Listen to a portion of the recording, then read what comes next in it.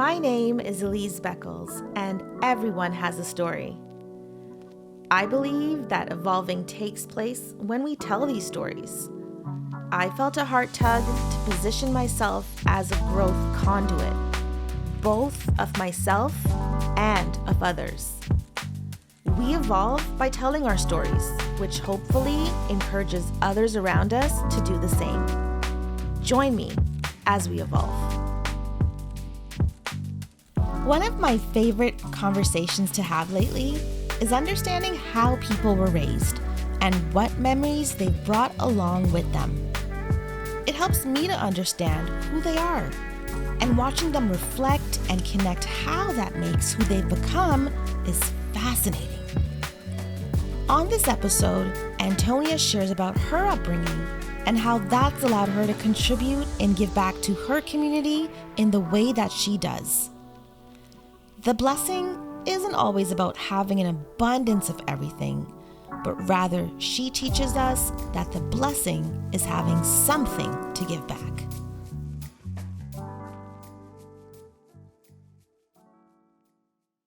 Antonia, it is so exciting to be sitting with you today and having a chat. How are you? I'm doing really well. I'm really excited about this. Thank you so much for having me. That's good. And I was telling you earlier, thank you so much for wearing yellow. You're just bringing the vibe, bringing the energy. I tried. It makes a difference. So thank you. So Antonia, I want to understand today in our conversation a little bit more about who you are.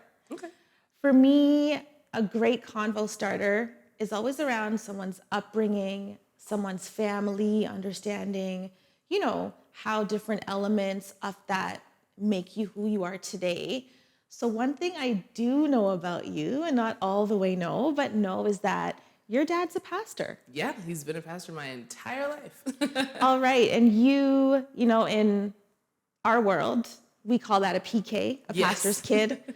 So maybe just start off there. What was it like growing up with your dad or, with a family that your dad's a pastor? So we moved around a lot. That's the biggest thing for us. As a pastor, your job is never really set in stone. Like you don't necessarily have a church for like 30 years.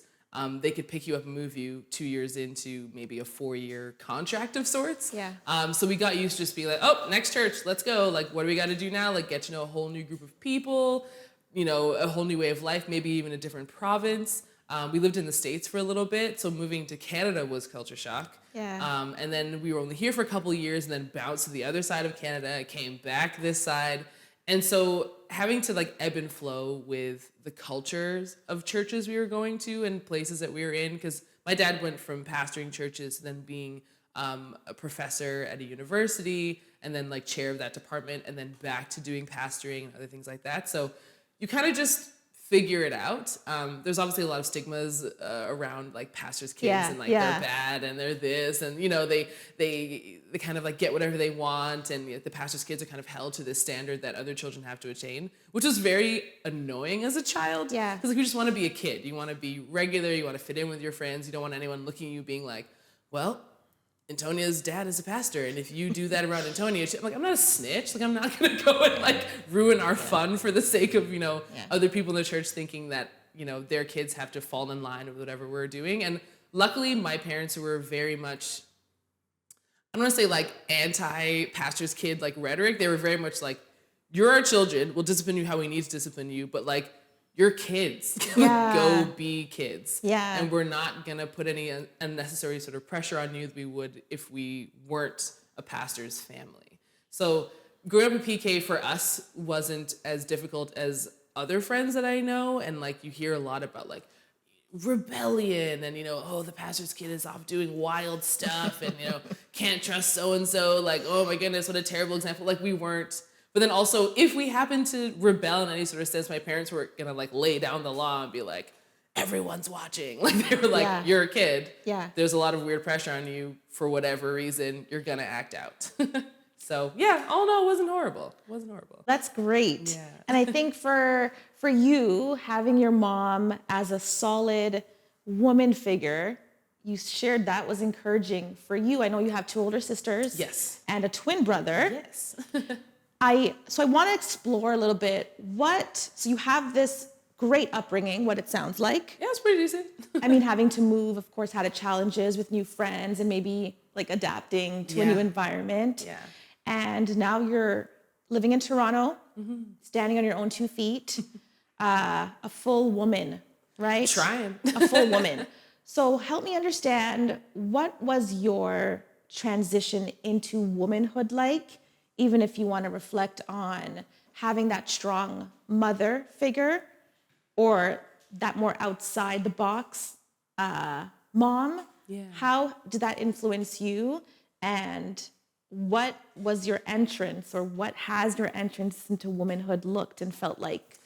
I would say entrance into womanhood has felt, I mean, I feel like anything feels a little like janky and a little, fits and starts and a bit glitchy at first. Yeah. But having my mom be so independent and it's so different than like other moms, and not to say there's a right way to be a mom, there's a right way to be a woman, but watching her be so independent and being so firm in what she believed and who she was really affirming for myself. And I could see as well for my sisters. We grew up very independent. Like, we had a lot of parenting as well too, discipline, X, Y, and Z, as one does. But we were also given the freedom to make our own decisions and to mess up as well. Yeah. The respect is still there, and the discipline and the boundaries are still there. But it's very much like, you're growing up, you're going to experience, do things, meet people, change your mind on other things. And as much as, we've watched our babies grow, it's time to kind of like let them go in a sense. And so that was interesting to watch. And we're walking into womanhood, or even stumbling at times. Yes. Didn't feel as hectic as I thought it was going to, because I had such a strong foundation. So that was super helpful. Having parents who were just like, we're going to be here no matter what. We'll assist no matter what, but you have to take those necessary steps to move into your adulthood. And I was nervous about these steps, obviously, as you are, because once you leave the nest, as it were, you no longer have that safety net, right? Like, you have to do everything. You have to pay your own bills. Yes. You have to get places by yourself. Yes. Like, if you don't have a car now, it's like, I have to hop on transit and do things. Like, how do I figure that out? And so it was a matter of like, this is what you got to do. If you want to go to Toronto and see friends, you got to figure it out. If you want to go on a trip and do whatever, like, that's your money. Like, you're doing that. So transitioning into that was a lot less crazy than I thought it was going to be. And I'm so grateful to have a family structure like that was enabling in that sense, to be like, you good? Like, if you feel wavy about anything at all, you can call us. Yeah. You can jump back into these arms if you need to, but like, we're here, but we trust that you're going to make those decisions for yourself. And I think moving to Toronto as well too was like really big, because I'd lived away from home before for like university and other things, but then like moving permanently away was like, oh, I'm doing it. It's happening. Okay, cool, great. This is weird. But like, I have a house, I have housemates, I have a yard, I have responsibilities, I've got a full-time job that I love, and like, I'm doing all these things now, and I'm not like looking back. And if I do look back, it's to be grateful for the things that prepared me for this moment. And now being able to be in this womanhood and watching other friends also transition into it and find their footing is also really, it's fascinating. And it's cool to then kind of be a guide for other people as well. That's right. Which is something that I never thought I would be. That's right. So that is definitely, that next step has been so like fascinating for me to like step back and go, oh, I did that. Interesting. Yeah. Okay. And I can do more. So yeah. And that's a perfect segue into Uplift Kitchen. Yeah. Hello. Uplift Kitchen, all over our local news stations. I've seen it all over social media. It's, for me, a community program that caught my eye, and I said, wait, what? Antonia is literally single-handedly, I know there's some teams or some help behind the scenes now, but you are on a mission. Talk to us about Uplift Kitchen. What is that about? How did it get started? And where are you trying to take it? Oh, so many things. Beyond, it's gone beyond like my wildest imagination. Like I didn't think it would go this far. I had hoped it would go this far, but I was like, okay, maybe a few months and then people won't need us anymore. Yeah. So one of my neighbors and we got together and we were like, okay, with all the protests going on around the city, the lockdown was really affecting a lot of people in terms of job loss and just like not being able to get up in the morning because the stress and strain of like, because in the beginning too, it was like if you weren't an essential worker, going outside was terrifying because you didn't want to be stopped by police or anybody else to be like, what are you doing? Where are you going? Like an interrogation. Like my work had to send us essential letters that we could have on us. Which were like walking papers, which I was like, I hate the concept of this. Yeah. To be like, nope, I'm good. Like I'm supposed to be outside. Yeah. So we were lucky in that sense, but there are other people who were like, I work at a grocery store. I work at a coffee shop. I am doing work in a factory. Like, are they going to believe that this is essential? Are they like, if it's not a nursing job or other things, like, are they going to look at me and go, well, do you need to be outside your house? The more obvious ones. Yeah. Yeah, right? Because it was all like, oh, thank you, nurses. Thank you, doctors. And never thank you, people who were stocking my groceries so I can buy 10 packs of toilet paper. Right. Like, so we wanted to be able to assist those individuals, but we especially wanted to focus on Black, Indigenous, and other racialized communities. Because in Toronto and in the GTA, those are the most vulnerable communities, the ones who were affected the most by food insecurity. And so we were like, what can we do to make sure that people are fed?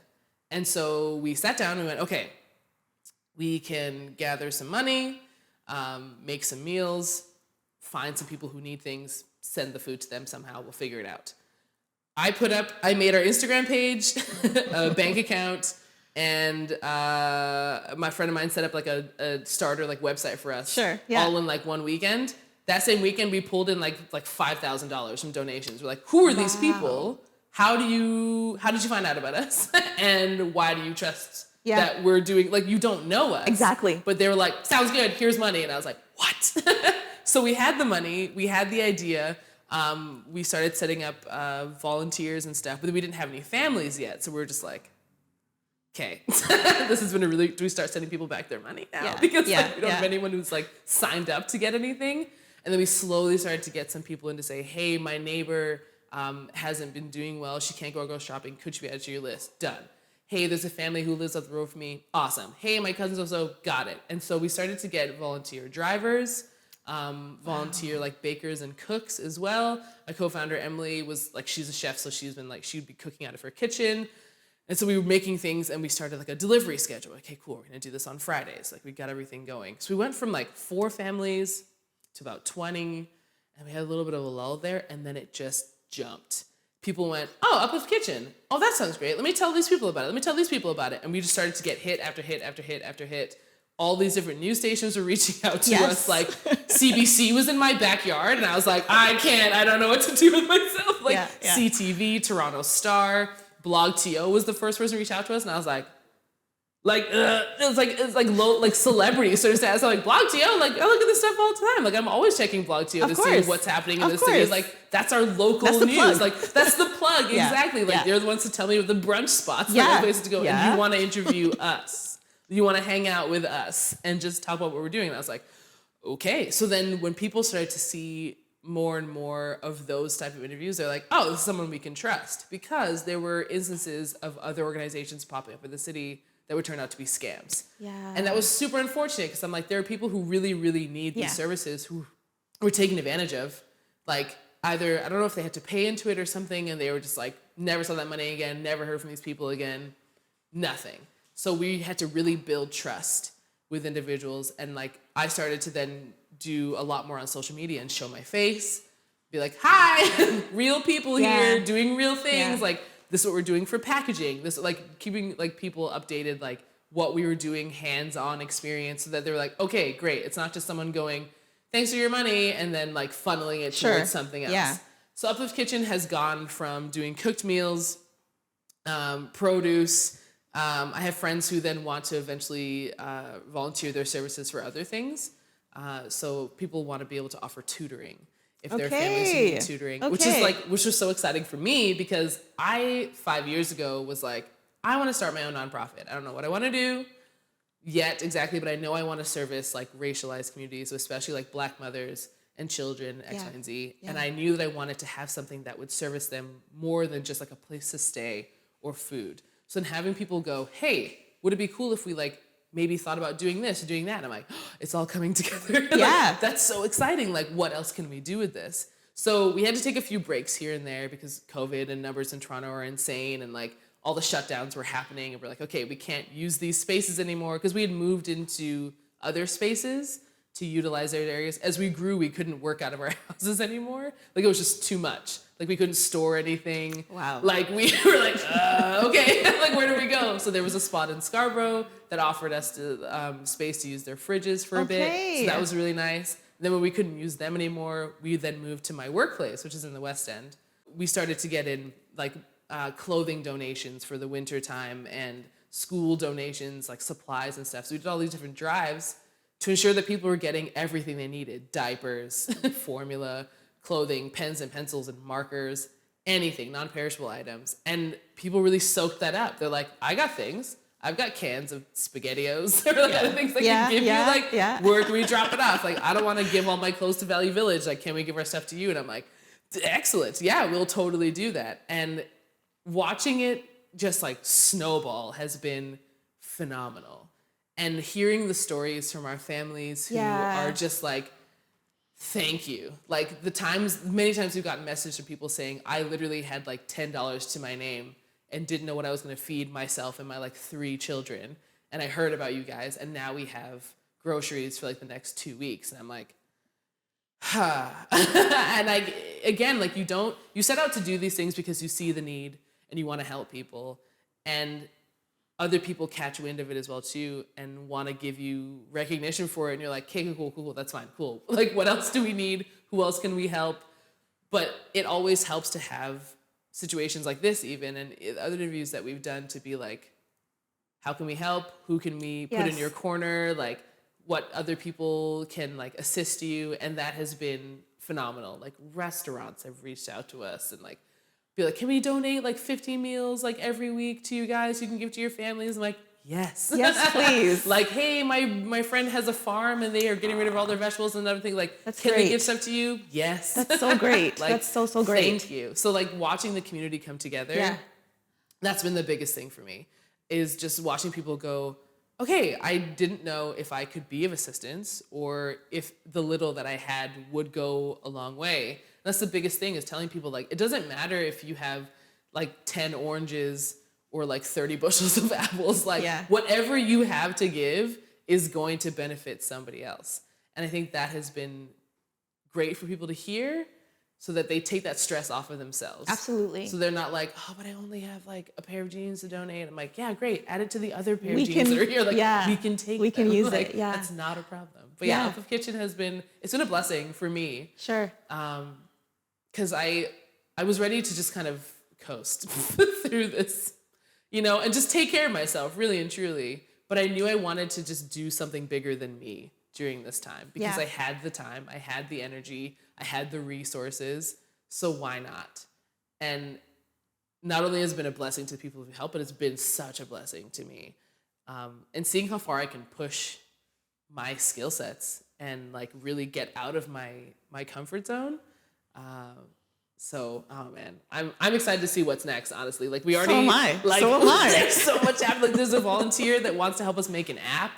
Like, and her brother is in real estate, because I've been chatting with him about like eventually in the next like year or so finding like a permanent home for Uplift, which is something that even a year ago I was like, there's no way. Like, we're gonna be working out of our houses forever. Who would have thought? And he's like, this is doable, Antonia. I was like, yeah, you're right. This is doable. You're absolutely right. Why can't I dream big? Why can't I look outside of this small bubble for more? Like, why can't we expand Uplift to other cities and other provinces? Like, that's a thing we can do. Other people are going to need help forever. Like, that's unfortunately something that we're never going to be done with. The people are always going to need assistance. And so if I can continue assisting, I'm going to do it. And building that team and bringing more and more people into this like family. Because we called our Uplift family, which I really love. Because we didn't want people to feel like a number. We wanted them to feel welcomed into this fold. So, Antonia, you are this beautiful light. You have such a great joy that's exuding from you. Would you say you've, evolved since Uplift Kitchen has started pre-pandemic? to Antonia now? Are you a different person? Who are you? I think I'm just more of the person that I thought that I was like hoping to be. I think Uplift Kitchen has forced me to be that person. Yeah. Like you kind of always like look forward to be like, okay, eventually I want to do that. I want to like be a part of that. Like, or you meet people and you're like, like that's what I want to do. Like that's what, like they have that essence that I want. And this was like, we're here now. I was like, oh, okay, shoot. Like, I guess we're doing it. Like, you were ready. I'm ready. Like, what am I going to say no? Like, I guess we're here. We're doing it. We're now this person. Like, we're now achieving. We're now like pushing boundaries. Like, I've stepped out of my comfort zone so much with this. Like, I'm already on the internet like that, just being like stupid and, doing stuff forever. Yeah. But this really forced me to be more intentional. And that was the biggest thing for me, is that I didn't want to just be random. I didn't want to just say whatever. I wanted to be like, okay, these are the things that we're doing. I wanted to demand more as well, and demand more excellence as well from this. Like I wanted our volunteers to feel empowered. I wanted our families to feel empowered. I wanted the donors, other people that viewed us to be like, okay, like they're doing this. What can I do? Yeah. And we have watched so many people come out of the woodwork and go, so I've been doing this project for a really long time and I didn't think that anyone would be interested in it. But you know what? We're going to do this. We're going to raise money. We're going to give you part of the funds. We're going to do this. We're going to like put ourselves out there. And I'm like, awesome. What do you need from us? Like people making like zines, like little magazines and stuff, or people making cookbooks or like other things and going, I saw what you guys are doing. And I said, you know what? I can do that. This thing I've been sitting on for ages. Like I can totally do that. I'm like, that's great. Awesome. And I'm like, that's so cool. Yeah. Like, thanks for telling us about that. Like, thank you. And I'm watching that and then seeing what people are doing, going, okay, that sounds really awesome. I'm also going to tap into that. What else can we adopt for this initiative that's going to like propel us even further? What's next? What can we do? Who can we bring into this team? Like, what else can we do to make sure that our families are getting even more than they were before, or just like better, things, and they also are in a position to give? Because we have some of our families who also donate things. Like some of our families who receive things that they can't get regularly, but are like, hey, here's all this like non-perishable stuff that we're never going to use. Do you want it? And I'm like, thank you. Are you sure? So it's like a cycle of giving. It's a cycle of giving. And some families who no longer need our services, who then have turned into volunteers. Like, wow, that has been amazing to view. Like they'll message us and be like, hey, I found a new job, or like we moved out of the place we were in that was really toxic, and now we have a better, situation. Like, we no longer need this, but like, what can we do to assist you? And I'm like, music to your ears. It makes me so happy. So Antonia, where can we find Uplift Kitchen? How do we contribute? How do we become a part? Let us know. Okay, so easiest ways to find us: Instagram, Uplift Kitchen TO on Instagram. Okay. upliftkitchen.to@gmail.com if you want to send us emails. And then upliftkitchen.ca for our website. So on our website and on our Instagram are links to be a volunteer, or if you need to sign up to be a recipient as well. On there as well as information to donate. So you can either donate through our website, there's a little donation link in there, or we can do e-transfers, which is also on our Instagram. All the information is there too. So however you want to assist. Eventually, I think we're probably going to make a TikTok, because that's just the thing that people are doing. Why not? It seems like the easy avenue of things to do. So that'll be fun. We also have a Facebook page as well, which is Uplift Kitchen TO on Facebook. So all the things that are posted on Instagram are also directed there for the individuals who are on Facebook more. But yeah, easiest way, Instagram, I would say. That's where everything is. Okay. Posted the most frequently. Antonia, I'm going to give you a couple thought starters, which I love to do. Yay. And you're going to finish these sentences for me. Okay. Sounds good? Sounds good. All right. Servanthood. What does servanthood mean to you? Ooh, servanthood to me means looking out for other people, regardless of status, regardless of need levels, everything. Just kind of being there for other people, being assistant to other people. No judgment, just meeting people where they're at. Okay. I find joy when? I find joy when other people find joy. I think I really feed off of other people's vibe and energy, and I find joy when other people find themselves or evolve. and really like find out who they're going to be and what they're going to do. I find joy in those areas. Other people's success stories, I find joy in that. Okay, thank you. Love is? Love is pure.